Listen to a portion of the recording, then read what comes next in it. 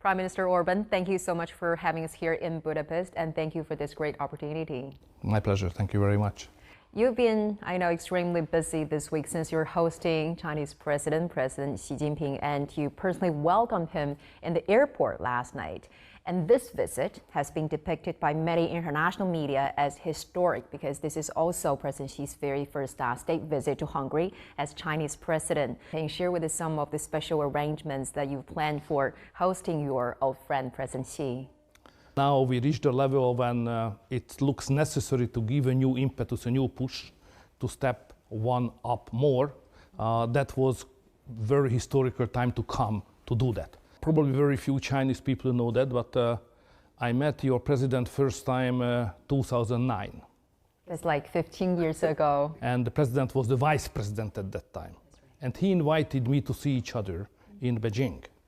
And we decided that on a personal basis, on a national basis, and on historical basis, we will do everything to improve and raise up the cooperation of the two countries. We know each other very well back to 2009, and this meeting between two of us is the number 8.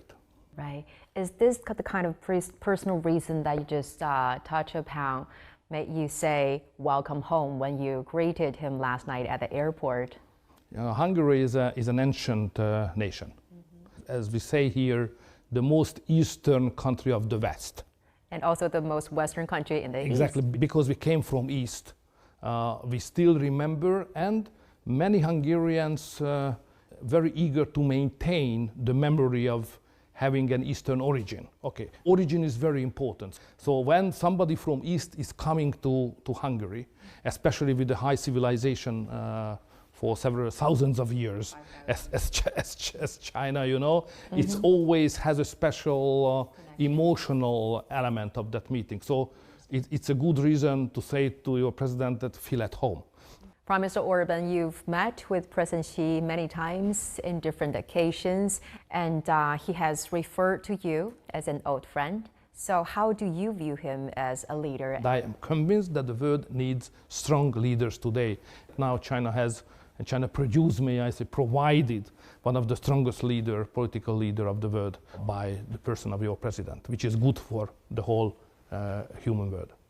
First of all, I like his background as somebody coming from a village, because I'm a village boy as well. From grassroots. Yeah. And we know that, I know, your president is knowing that dimension of the life, which is also quite obviously known for me as well. This is a good basis, may I say. Right. The second one, that your president is convinced, as far as I was able to experience, that the sense to be a political leader, to serve the nation. The most important thing in the political job is to serve the people.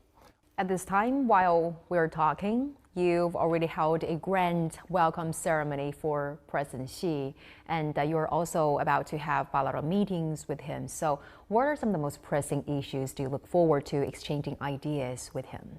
Because the most important issue here in that part of the continent, that part of Europe, is the war, and the question of war and peace. China and Hungary was never in favor of any kind of war. That's right. Because we think that war brings bad things for the people. So peace is far better, harmony is far better, cooperation is far better. So we hope that China will play an important peacemaker position or role in the future, as your president just raised several months ago the peace plan. So therefore the first issue we have to discuss, give more peace and chance for the peace to the world, especially in this part of Europe. That's the first. Second is economy, definitely. Mm-hmm. As just I have mentioned, on certain territories you are far the best of the world now. And we Hungarians would like to get the best thing of the world. Electromobility, mm-hmm. IT, railway, these territories are dominated by the Chinese companies and the knowledge at this moment, and we would like to be part of the advantages for developed technology. And probably another point I have to mention: President Xi is arrived from Belgrade, which means Serbia. Right. So Budapest-Belgrade railway project is a flagship project here. With your help and with your assistance, without you, it would not have been existed at all.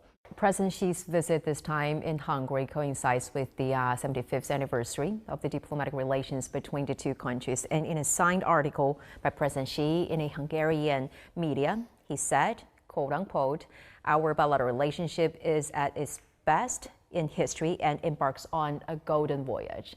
So, Mr. Prime Minister, how would you evaluate the bilateral relations and how do you envision in elevating this bilateral tie to an even higher level?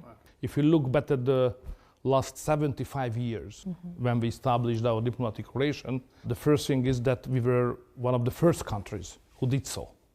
As just said, because we have a special understanding of the East, and we have a special understanding of China as well. We consider China as a danger. We always considered as relatives, friends. So through these 75 years, I'm not able to recall in my memory any points when there would have been any major dispute or confrontation between the Chinese and the Hungarians. We always invested a lot of energy to maintain good relation with the People's Republic of China. You developed a lot. So what does it mean? It's good for you, of course, but it's good for the world as well, because there is a new economic engine in the world economy which can create possibility for the other countries as well. That's how we see the cooperation between China and Hungary as a real good possibility and opportunity for the Hungarian economy runners, investors and businessmen, and for the Chinese companies also to come and to deliver good technology transfer, know-how sharing, and all that kind of good things what the Hungarian companies and the economy needs. Talking about the connectivity that you just mentioned, the Hungary-Serbia Railway, which is the flagship project under the Belt and Road Initiative. Mr. Prime Minister, when do you think the Hungarian section of this railway can be completed and started operational? 2026. How confident are you? Full. Come back, please, and celebrate together with us. Well, because this time I drove, we took a car from Belgrade to Budapest. It took over 7 hours, in total. So next time, really look forward to take the train. They say it's going to only take for more than 3 hours. Less than 4, yeah. Less than 4. So next time when I'm here, I'll have the chance to interview you again. I am ready to accompany you. Okay, that's great. So talking about the Belt and Road Initiative, I know you were in Beijing last year for the 3rd Belt and Road Forum. Actually, you have attended all the 3 forums, right? And you've called this initiative the most comprehensive initiative in world politics. So what, in your opinion, has made this initiative so significant, not only for Hungary, but also globally? If you look at the world politics as a big picture, now there is a wrestling, how the world should be organized and how it should operate. One is which based more on isolation or disconnection, decoupling, and seeing risk in cooperation with each other. The other school is about that the best way to deliver peace, harmony, prosperity is the cooperation. Not the isolation, but the cooperation. That's what we call connectivity. And we Hungarians are convinced that you are right. This is the good thing, how to organize the human being lives in the earth, ready to cooperate and not based the future of world economy on decoupling and de-risking or that kind of negative approach. So Belt and Road Initiative is not just because of good projects are there, but because it's a strong cooperation and contribution to the ongoing discussion of the world, how we human beings should organize the globe in the forthcoming decades. So that's the reason, may I say, a philosophical reason, not just the project-based national interest, which is correct, but a more philosophically motivated reason why Hungarians are always on the side of the Belt and Road Initiatives. What would you tell your European counterparts here, who are now, many of them, are adopting the so-called decoupling strategies towards China? So it's a very philosophical question anyway, how the West look at themselves. Because till the last decade, the picture of the Westerners on themselves was a kind of ruling actor or dominant actor of the globe. Transatlantic cooperation was the number one of the world, unquestionably. But in the last 20 years, the world has changed. Newcomers are getting stronger and stronger. So the world is not anymore as it was determined by one power center of the world. So the question is how we Westerners look at the challengers. Whether we see the challengers in economy especially as enemies, as a risk, as danger, threat, or opportunity, friends, more possibility. History is history. So the history educates us very clearly. Cooperation and connectivity is always better than isolation and decoupling. Well, in 2010, Hungary launched its Eastern opening policy, which is a shift of diplomatic relations of primarily look at the West. So why did you make such a decision, and how do you see the synergy of this policy with China's Belt and Road Initiative? The reason is very simple. In 2010, we start to cooperate between China and Hungary on the state level as well. When we declared the so-called open to the East new foreign policy project and program of Hungary. So till then, we continue to do so. And the results are obvious. In 2020, 2023, China was the biggest investor here in Hungary. And what I try to do here, which is a special Hungarian laboratorium, may I say, that I try to convince the Western companies and the Chinese companies to come physically, even physically, close together and to operate on the same industrial park basis. So now in Hungary, the biggest which is going on, an investment on behalf of one of the biggest accumulator factory, ChRL.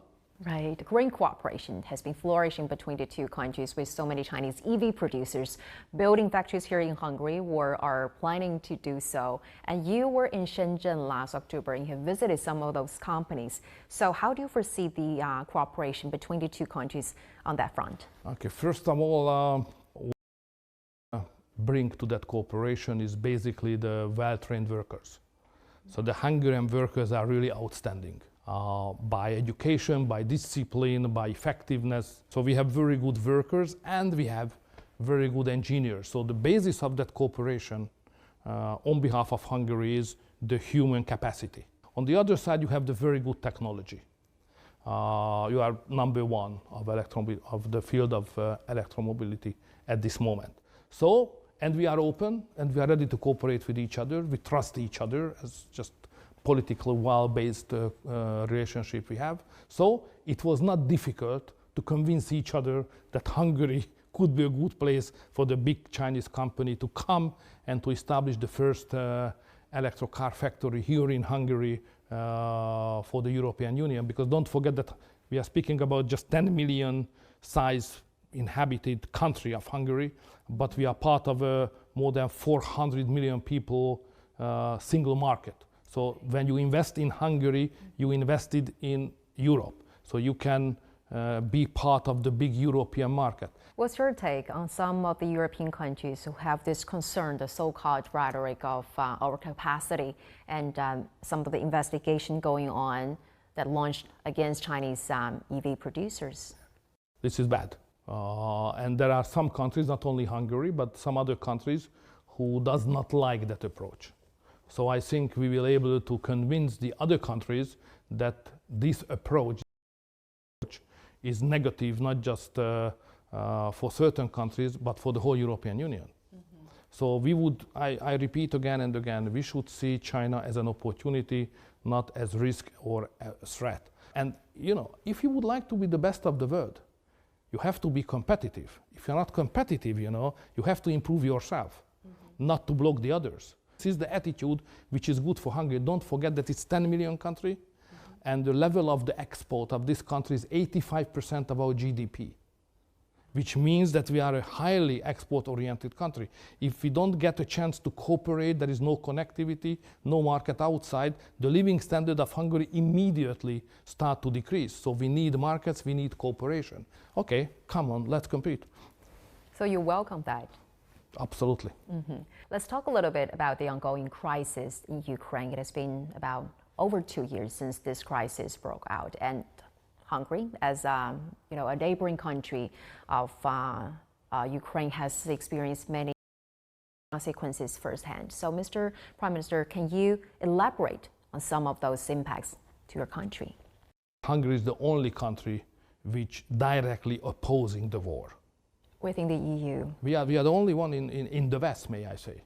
So we are the only country who said we will not cooperate, we will not contribute in any war effort. You veto many of the arms supplies we vetoed as many things as we can.